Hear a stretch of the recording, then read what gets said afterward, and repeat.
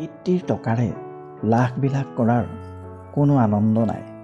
পিতৃৰ টকাক লৈ অহংকাৰ কৰিও কোনো লাভ নাই। আচল আনন্দ তাতহে পোৱা যায় যেতিয়া টকা নিজৰ উপাৰ্জনৰ হ'ব আৰু অহংকাৰ আপোনাৰ পিতৃয়ে কৰিব। হিংসা কৰি আনৰ ক্ষতি সহজে কৰিব পাৰি, কিন্তু কোনোদিনেই নিজৰ উন্নতি কৰিব নোৱাৰি।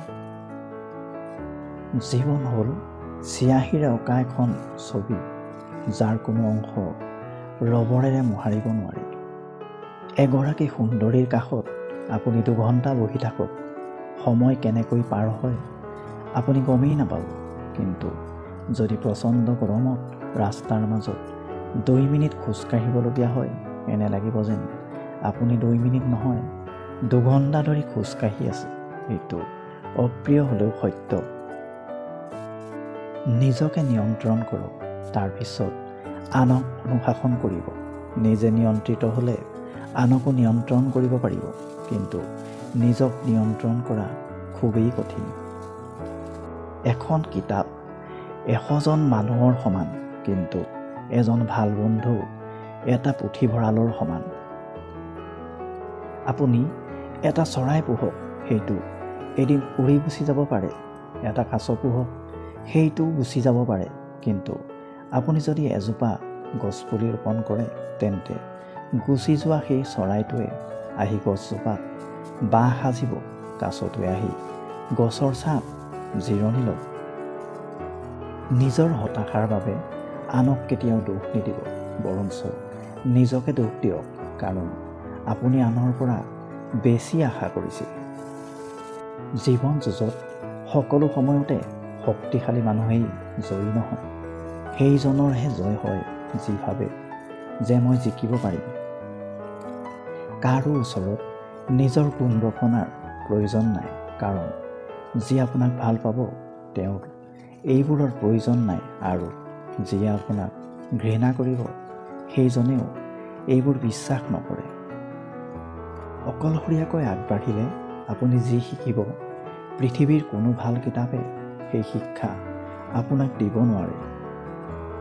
কাৰোবাক ভাল পালে এনেকৈ ভাল পাওঁ যাতে তেওঁ কষ্ট পালে প্ৰথমে আপোনাকেই বিচাৰে।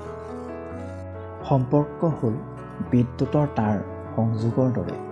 যদি ভুলভাৱে সংযোগ কৰা হয়, তেন্তে গোটেই জীৱনত চক দিব, আৰু যদি সঠিকভাৱে সংযোগ কৰা হয়, গোটেই জীৱন পোহৰাই তুলিব। সহজতে পোৱা বস্তু বেছি দিনলৈ টিকি নাথাকে, কিন্তু যি বস্তু বেছি দিন টিকি থাকে সেই বস্তু কেতিয়াও সহজতে পোৱা নাযায়। আনৰ মুখৰ পৰা শুনা কথা তৎক্ষণাত বিশ্বাস নকৰাই ভাল, কাৰণ সত্যৰ তুলনাত মিছা কথাৰ প্ৰচাৰ বেছি। মা শিক্ষিত হওক বা নহওক, পৃথিৱীৰ শ্ৰেষ্ঠ শিক্ষক মায়েই। বন্ধুত্বৰ মাজেৰে খঙক জয় কৰিব পাৰি, শান্ত স্বভাৱেৰে দুষ্টক দমন কৰিব পাৰি, আৰু সত্যৰে মিছাক জয় কৰিব পাৰি।